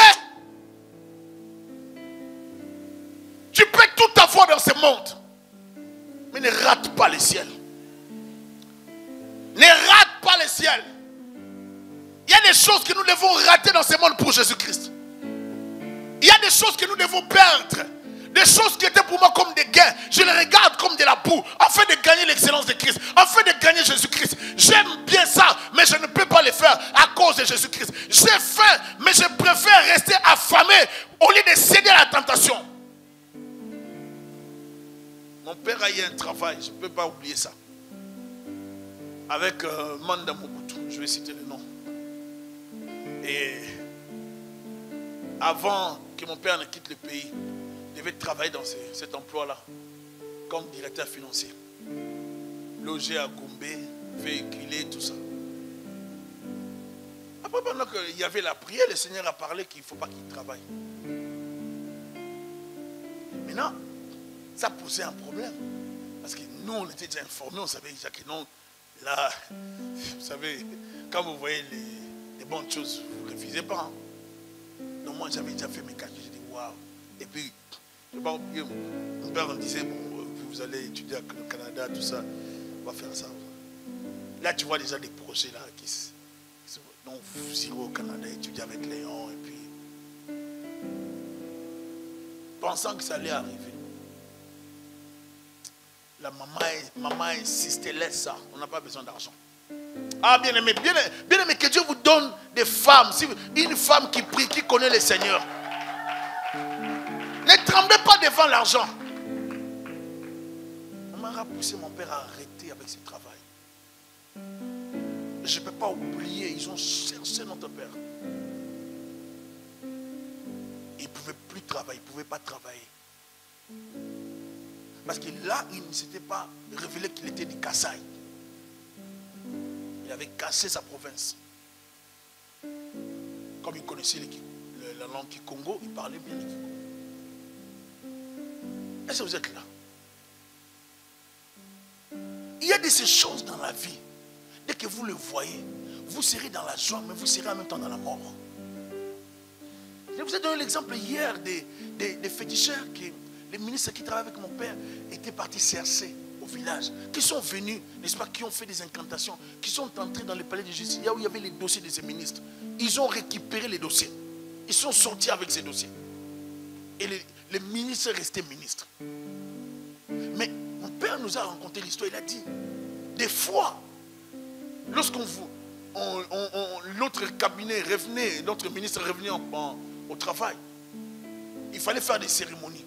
Et dans ces cérémonies-là, il y avait un de nous qui travaillait dans le cabinet du ministre qui devait toujours aller dans la morgue sortir un corps. Lorsque le ministre demandait, c'est lui qui allait sortir le corps. Il va amener le corps pour faire des incantations. Vous avez un cadavre, un mort là-bas à l'hôpital, mais ils sortent le corps de votre mort. On fait des cérémonies avec ces corps-là, et puis on retourne le cadavre là-bas. Pour avoir l'argent, les hommes sont prêts à tout. Et deuxième chose, je me rappelle bien, le ministre est revenu encore plus tard comme ministre. Je me rappelle lorsqu'il était petit, tu vois des voitures là, noires, Mercedes pour ceux qui sont de mon pays. 3 portières, c'est pas plusieurs portières là. Tu vois les Mercedes. Lorsqu'ils venaient des fois pour chercher notre papa les matins. Là, tu te dis, ah là vous êtes bien. Vous n'êtes pas bien. Plus tard, les amis de mon père sont revenus encore dans le travail. Ils ont dit à mon père, le ministre est revenu. Et papa devait aussi répondre. Toujours comme financier dans la boîte. Mon père a dit non, cette fois-ci je ne travaille plus. Je préfère galérer comme ça. Êtes-vous prêts à refuser des choses pour Dieu? Sommes-nous prêts à refuser? Je me rappelle bien, on passait des moments difficiles. Il a refusé. J'ai dit, mais papa tel, lui il travaille, regarde. Même ces jours-ci, j'ai passé vers celui-là. Mais non, je dit, c'est grave. Il a dit, qu'est-ce qu'il y a? J'ai dit, mais je l'ai vu. J'ai dit, papa. Et puis il m'a salué, il m'a dit, fils, comment?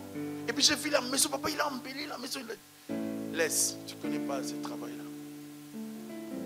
Des fois, les gens refusent ce genre d'offres parce qu'ils savent eux-mêmes ce qu'ils vivent. Tu travailles dans un environnement occulte, mais tu n'auras pas la paix. Tu n'auras pas la stabilité.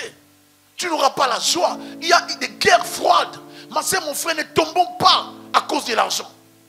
Ne cédons pas à cause de ça. Je l'ai dit même aux jeunes. Soyez prudents. Soyez prudents.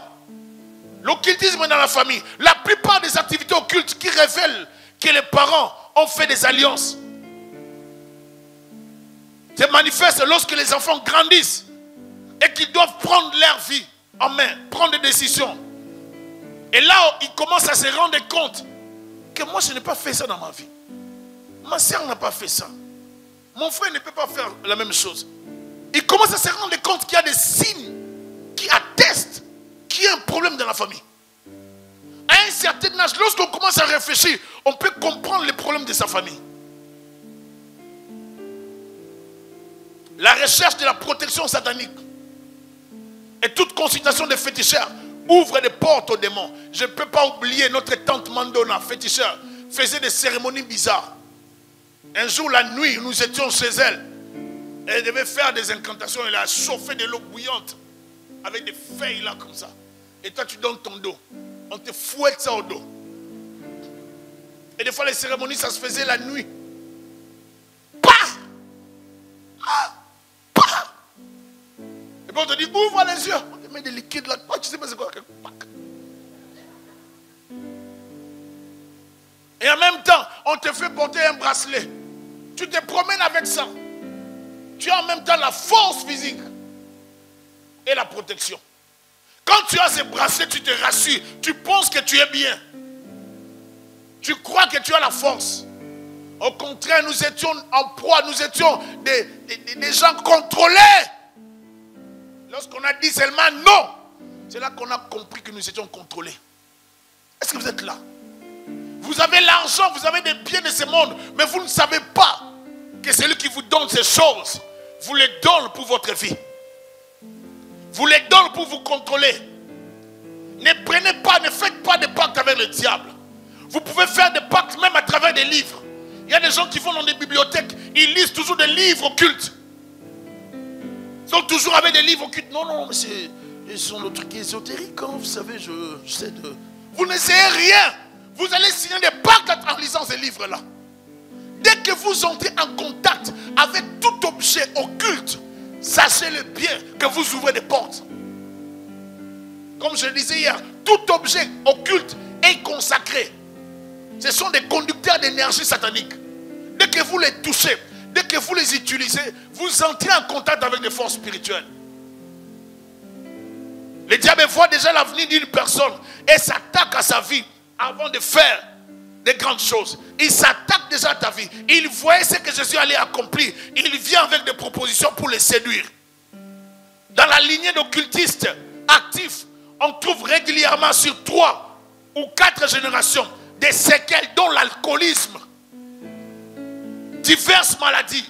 Il y a des séquelles, des diplômes sans emploi. La dépendance à la drogue, l'abandon des études sans raison, malgré l'argent. L'échec dans les mariages, la tendance à l'occultisme et au mysticisme. Des enfants qui ont peur pour rien. L'esprit d'inceste, des problèmes psychiques, l'absence du bon sens. Des enfants envoûtés ou un envoûtement permanent dans la famille. Où tout le monde n'arrive pas à comprendre et à faire des bons choix. Des enfants retardés, des malformations. On trouve en même temps l'athéisme. On trouve en même temps un caractère blasphématoire, des blasphémateurs dans la famille. Des gens qui sont là que pour maudire Dieu, dire du mal de Dieu, qui ne respectent rien à cause d'un seul qui a touché à l'occultisme. Il y a aussi des signes de folie. Il y a d'autres qui vivent constamment des femmes et des maris de nuit. Et pour finir, dans ma petite liste, vous trouverez aussi la mort précoce.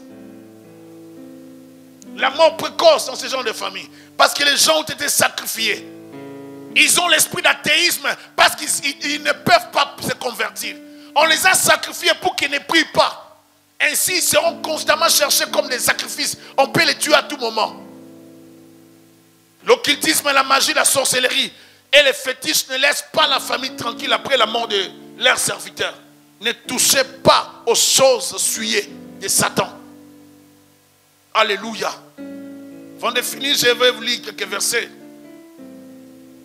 Ésaïe 32, la Bible dit, 30, verset 2. Qui descend en Égypte sans me consulter, pour se réfugier sous la protection de Pharaon et chercher un abri sous l'ombre de l'Égypte. Ne cherchez pas la protection sous l'ombre de Pharaon. Ne cherchez pas que Pharaon vous protège. C'est l'image de Satan. Ésaïe 45, verset 11, la Bible dit, ainsi parle l'Éternel, le Saint d'Israël, et son donner des ordres sur mes enfants et sur l'œuvre de mes mains. Dieu connaît les projets qu'il a formés sur toi. Il ne t'a jamais oublié. Il ne t'abandonnera jamais. J'aimerais te dire, ne t'inquiète de rien. Tu es dans les calculs de Dieu. Ne te laisse pas séduire par les plans du diable, par la ruse satanique. Ésaïe 47, verset 12, la Bible dit, reste donc au milieu de tes enchantements et de la multitude de tes sortilèges auxquels tu as consacré ton travail dès ta jeunesse. Peut-être pourras-tu en tirer profit. Peut-être deviendras-tu redoutable. Dieu se moque des gens qui sont dans l'occultisme, dans les fétiches, dans les pratiques des ténèbres. Ils n'auront jamais la solution. Ils peuvent croire qu'ils contrôlent, mais ils ne contrôlent rien. Ésaïe 47, toujours verset 13. Tu t'es fatigué à force de consulter. Qui se lève donc et qu'il te sauve. Ces idoles. Ceux qui connaissent le ciel, qui observent les astres, qui annoncent d'après les nouvelles lunes ce qui doit arriver. Jérémie 27, verset 9, le Bible dit, et vous n'écoutez pas vos prophètes, vos devins, vos songeurs, vos astrologues, vos magiciens, qui vous disent, vous ne serez point asservis au roi de Babylone. Ne les écoutez pas. Ici, Dieu dit à Jérémie, il y a des faux prophètes qui disent que le peuple ne sera pas asservi au roi de Babylone. Il y a des magiciens, il y a des songeurs. Oh, Dieu m'a révélé, oh, Dieu m'a montré. Des astrologues, des devins qui disent des mensonges. Il y avait plusieurs prophètes qui prophétisaient la même chose. Il y avait un seul qui s'appelait Michée qui disait la vérité. Un jour, le roi l'a appelé. Il a dit, je n'aime pas ce type-là. Mais bon, qui vient quand même. Il arrive sous la pression royale. Le prophète a dit la même chose que les autres prophètes. Le roi lui dit, dis-nous la vérité, toi. Toi, je te connais. Toi, tu ne prophétises que des mauvaises choses. Parce qu'il y a des gens qui ont la grâce prophétique. Dieu peut l'amener seulement dans un domaine. Il va seulement vous chicoter comme Jérémie. Lui, son message ne l'attend pas à te dire, oh non, toi tu vas te marier. Non, lui c'est des chicotes. Revenez à l'éternel, revenez à l'éternel, revenez à l'éternel, revenez à l'éternel. C'est son message, revenez à l'éternel. Si tu sors de l'éternel, Dieu va lui montrer clairement, toi retourne à l'éternel. C'est comme ça que Dieu le connaît. Ne l'oblige pas à créer d'autres messages. Alléluia. Alors Michée a dit, ah bon, vous me demandez de dire la vérité. Ça va, serrez vos ceintures. Vous irez en expédition militaire. Mais toi, tu ne vas pas retourner. Elle dit, mais qu'est-ce que je vous avais dit? Ce type ne me donne pas de bon message. Arrêtez-le. Les autres prophètes, non, vous irez en guerre et vous reviendrez dans la vie. Et vous remporterez la victoire. Mais lorsqu'ils sont allés en guerre, c'était quoi? C'était le seul Michée qui avait raison. Est-ce que je parle à quelqu'un? Ne vivez pas selon la majorité. Ne suivez pas. Oh non, tout le monde dit que cette femme-là, c'est une servante de Dieu. Et moi aussi, je ne sais pas, mais c'est une servante de Dieu. Mais lorsqu'il faut prier pour des gens, elle fait des cérémonies. Mais en même temps, elle utilise la Bible. Comme quelqu'un me disait, pasteur, même si on fait des cérémonies, même si on utilise des chapelets, mais c'est la Bible toujours. Non! N'ajoutez pas des choses. Si ce n'est pas dans la Bible, c'est non. N-O-N. Non, un non clair. Alléluia. Si vous n'avez jamais participé dans des cérémonies comme moi, vous ne comprendrez pas.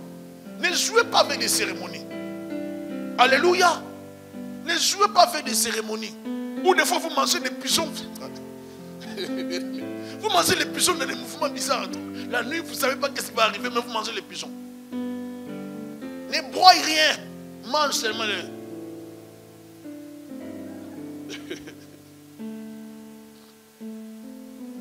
Mange calmement, parce qu'après ça vous allez voir des choses. Et le monsieur, quand il va commencer des prophéties exactes, mais avec l'esprit de divination. Tous ceux qui prient n'est pas de l'or. Tous ceux qui disent Seigneur, Seigneur ne sont pas forcément des serviteurs de Dieu. Nous devons être prudents dans ces temps de la fin. Est-ce que je parle à quelqu'un? J'ai dit soyons prudents. Écoutez ceci. Et il lui dit, je te donnerai toute cette puissance et la gloire de ces royaumes, car elle m'a été donnée et je la donne à qui je veux. Quand est-ce que le diable a eu la gloire de ces royaumes? Quand? Au jardin d'Éden, n'est-ce pas? Par Adam, lors de la tentation, il a cédé, n'est-ce pas? Et le diable a récupéré l'autorité, n'est-ce pas? Maintenant, c'est lui qui gouverne le monde, n'est-ce pas? Maintenant, il dit à Jésus, je te donnerai toute cette puissance et la gloire de ces royaumes, car elle m'a été donnée et je la donne à qui je veux.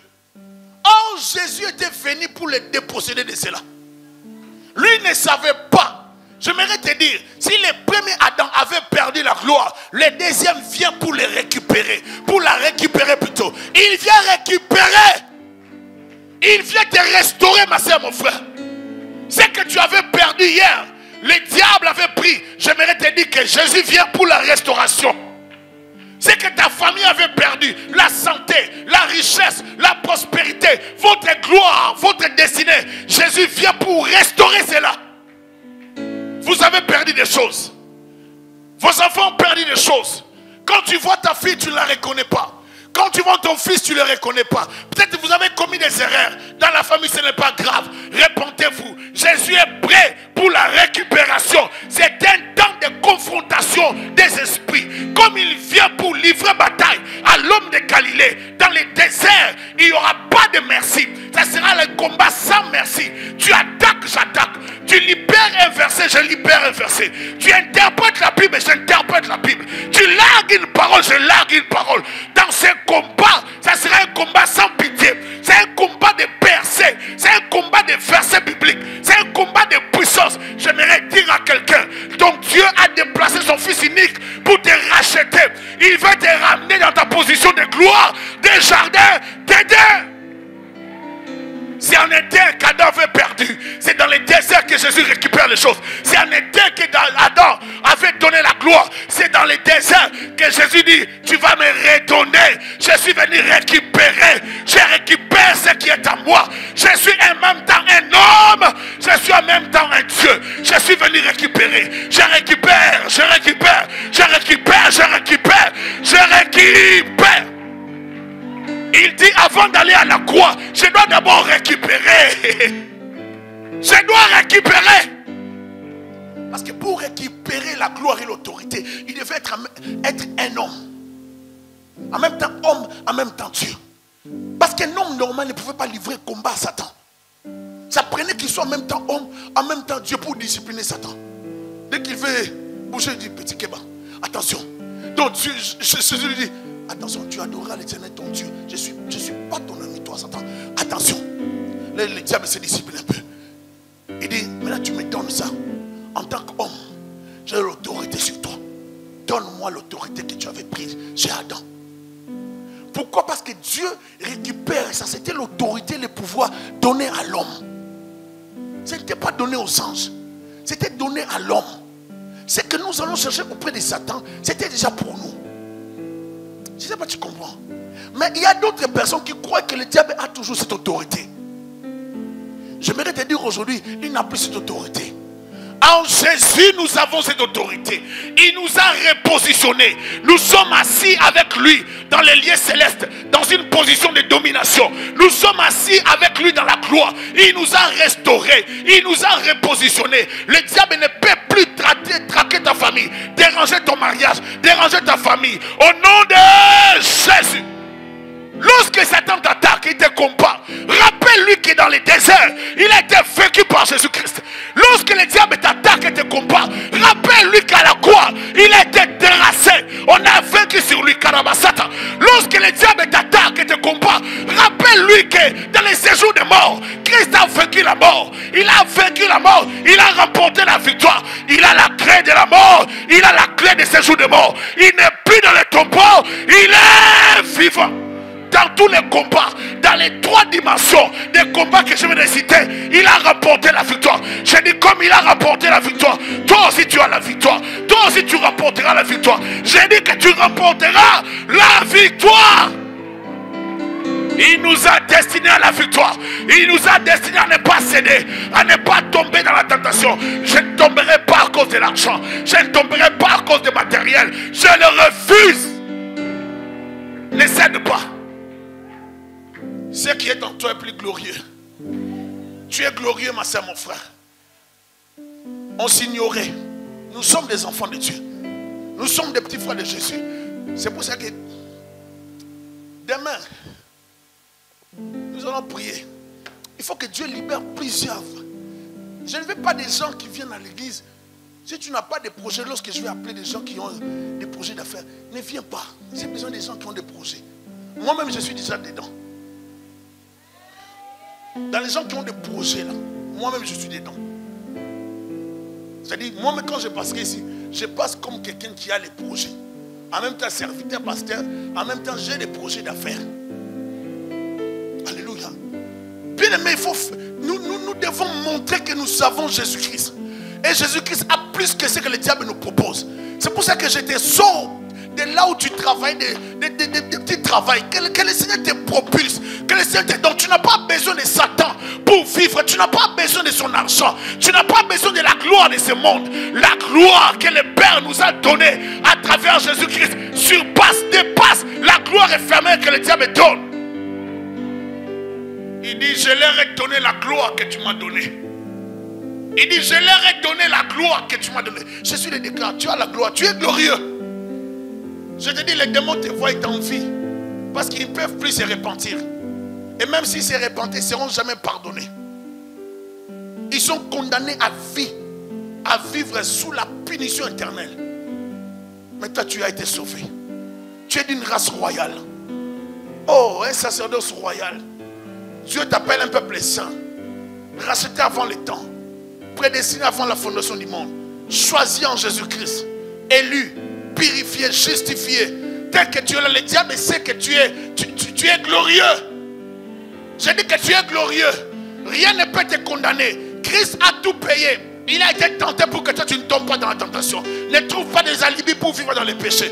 Il a été tenté en toutes choses. Tenté dans l'impudicité, tenté dans la fornication, tenté dans les mensonges, dans la magie, tenté dans les vols, tenté dans l'escroquerie, tenté en toutes choses, mais il ne pécha point. Dieu a besoin d'une race des hommes et des femmes qui vont résister. Alors qu'on a proposé à Daniel et à ses amis de manger les mets du roi. Daniel a dit, on ne va pas s'essuyer. On ne veut pas manger la viande. On ne veut pas manger ce que le roi nous propose. On se prive de toutes ces choses. Soyons prêts à nous priver des choses pour Jésus-Christ. Que le Seigneur vous bénisse abondamment.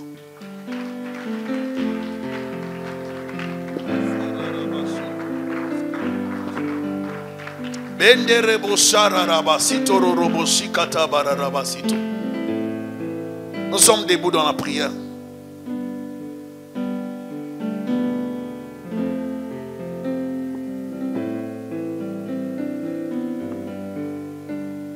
Accordez-moi au moins 15 minutes avant de partir. Amen. On a parlé des choses qui touchent les domaines de l'esprit, les domaines spirituels. J'aimerais que nous puissions prier en fonction de la parole. Amen. Ayons les yeux fermés. Si dans nos familles, nous avons constaté des choses bizarres,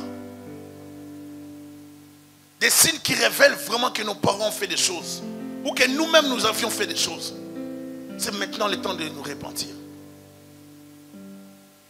Nous avons accepté de faire des choses qui n'ont rien à voir avec Jésus-Christ. S'il y a des pactes avec l'occultisme, on a fait des choses parce qu'il fallait avoir l'argent. Je demande à tout le monde de demander pardon à Dieu. Mais pour les parents qui ont fait cela et qui nous ont engagés indirectement, nous prions s'il vous plaît.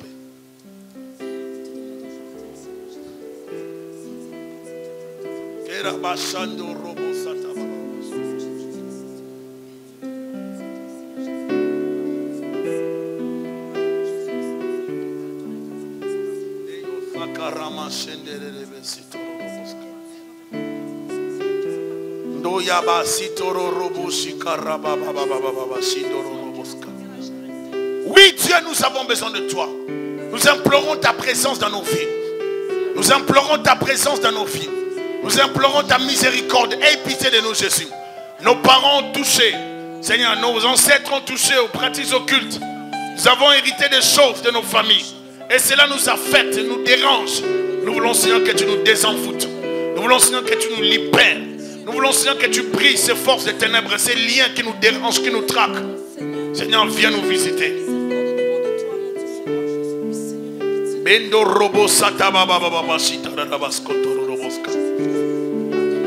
Nous refusons, Père de gloire, que l'occultisme nous contrôle.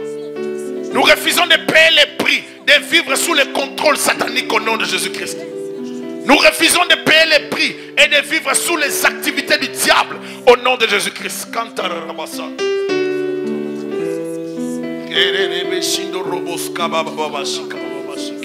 Alléluia. Seigneur, purifie l'église par ton sang. Purifie ma sœur, mon frère, par ton sang. Alléluia.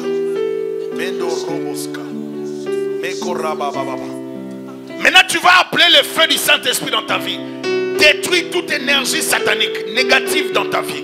Toute influence d'envoûtement, influence satanique dans ta vie, dans ta maison. Nous détruisons tout par le feu du Saint-Esprit. Nous sommes en train de prier. Pendant que tu pries, appelle la présence de Dieu, le feu de Dieu. Consumer, libérer ta vie. Prions. Alléluia.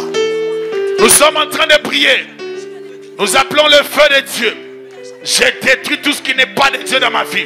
J'ai pris le paralyse des ténèbres. J'ai pris le paralyse des œuvres du diable. J'ai pris le paralyse du monde des ténèbres. Toute influence satanique. Toute influence diabolique. Refuser toute influence satanique dans ma vie. Dans ma vie. De mes enfants, dans la vie de mon mari, dans ma soeur. Dans ma maison, dans mon frère, dans tous les domaines de nos vies, Seigneur. Je les détruis ce soir. Je les détruis ce soir. Je les détruis en ce moment. Je les paralyse en ce moment. Je les condamne en ce moment. Libérez nos vies, libérez nos esprits, libérez nos familles, libérez nos santé, libérez nos destinées.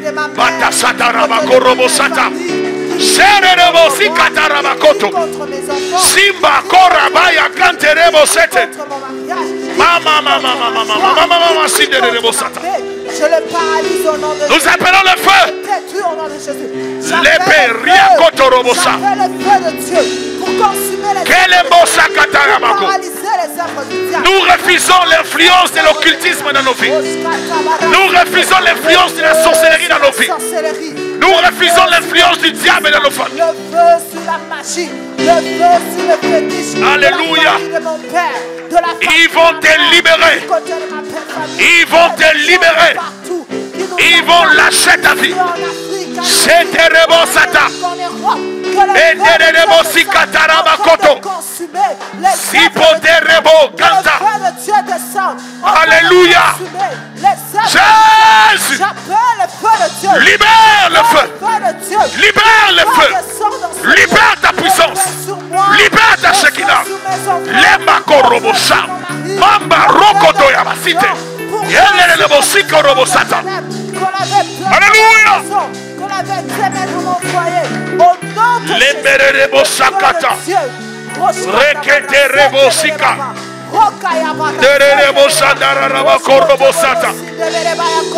Alléluia.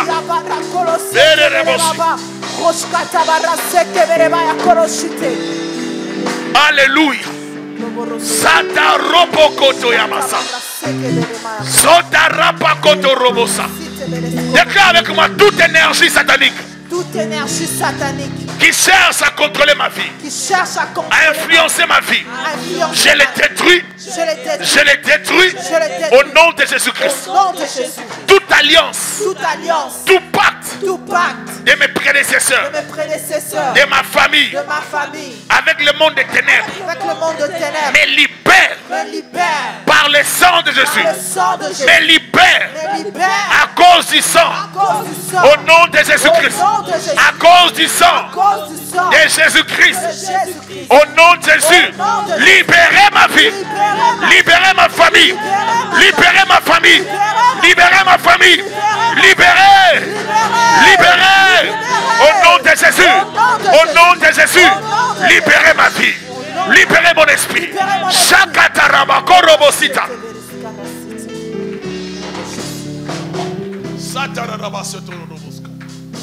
Nous allons prier pour finir cette partie. Nous refusons de vivre l'influence de l'occultisme, de la magie, de la sorcellerie de nos familles. Dans les études, dans les domaines du mariage, domaine du travail, dans le domaine, je ne sais pas moi, financier, dans n'importe quel domaine, dans l'éducation de nos enfants, ainsi de suite. Nous refusons de voir des signes occultes, des signes qui révèlent qu'il y a eu des activités sataniques dans nos familles. Nous refusons de les vivre car Jésus-Christ nous a délivrés des forces des ténèbres. Nous confessons notre victoire en Christ. Au nom de Jésus, nous sommes en train de prier. Prions, prions, prions. Au nom de Jésus. Nous sommes en train de prier. Nous sommes en train de prier. de Jésus, ma vie a besoin de toi. Ma famille a besoin de toi. Aujourd'hui, entre dans ma famille. Aujourd'hui, entre dans